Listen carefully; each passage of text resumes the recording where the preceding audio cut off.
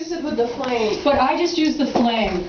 And then rub it off. And it's actually, I mean, it's so exciting when you take your dye out, right? And my kids, you know, sometimes like my kids or people will ask me to take the wax off, which is really fun. I'll be like, okay, you want me to take the wax off your egg, and if I break it. Yeah. So, but it's really fun when you, like, when you take the dye off, you know, I mean, take the wax off at the end, you know, it's very exciting. Totally revealed. Yeah. And the other thing is, like I was saying, the thing about it, you say get a drop of wax when you don't want it.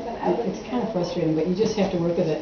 And the other thing is, I mean, sometimes too, when you're waxing, it almost looks like you haven't got the dye on there. But if you like, as long as the dye is on there, it'll do the trick.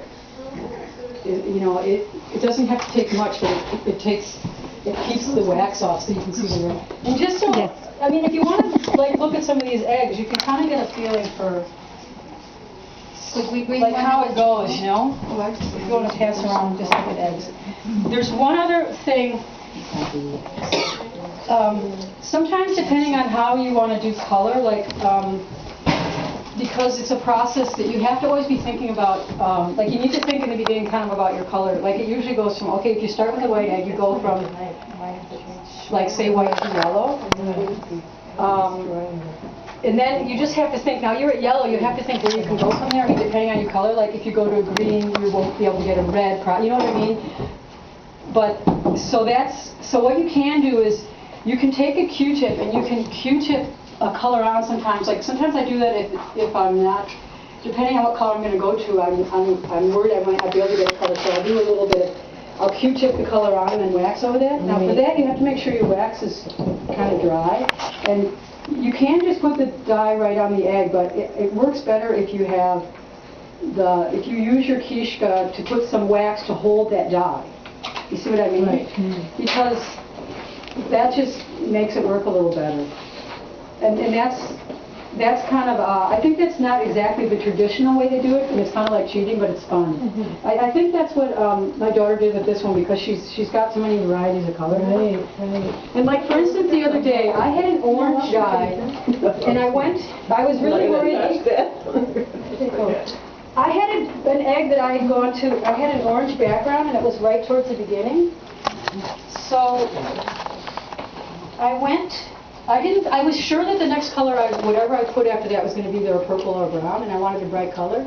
And don't ask me why, but I think I put it in turquoise, and it actually turned out a really nice green, which I was pretty sure wasn't going to happen, so that was kind of...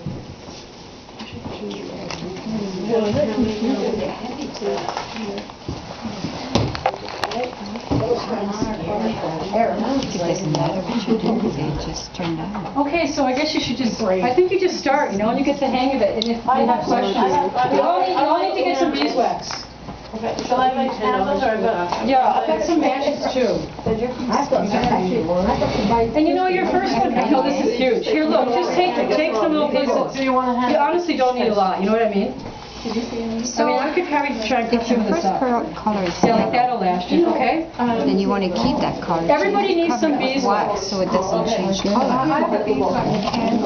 Thinking going on here. You can use that, or you can just dip it in there.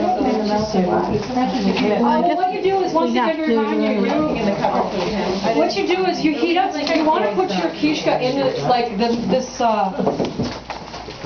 you want to put this like in the flame, right?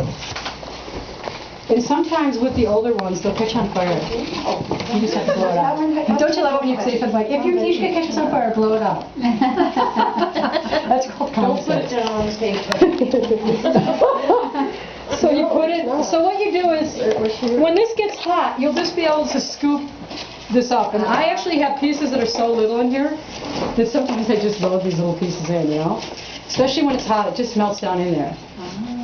And you just, like I say, and then just try it on your newspaper just to see what's going on, huh? So everybody needs a tool. Where did the tools come from? I get them from Toronto. So everybody should grab a tool. We just pass them around. How much do they cost? They're like $2. And whereabouts in Toronto? What is the name of the store? Address. Yeah, and I think it seems like it all comes from somewhere in Minnesota. You all got tools? No. See, this, look at this. This guy guy gave me this. Now, this is the place, but there's a place, this is the place in Minneapolis. Minneapolis, But yes. I get them from Toronto, and I call there, and they send it to me. I can put it on a credit card, and they send it to me real fast. These are from the Ukrainian Liberty, just gift for inspiration, shops. so I pass that around. No, giftshop.com. I've only done it by, that's huge. Here, try and check some of these guys. I'll go try and get some of this stuff. What's that? I read somewhere that you're supposed to create in vinegar first. Okay, this is, okay, I haven't noticed that it makes a big difference, but sometimes they say that, this is vinegar water. If you want to start off by putting it in there, and then you just wipe it off. Sometimes the commercially cleaned eggs, they say, will need this process. I don't notice that it makes much difference. Oh, okay. But you might want to try it just because sometimes some eggs take the dye. If you want to bring your egg over here, you can just give it a little vinegar wash. What the heck, right? Yeah, here, just set it in here.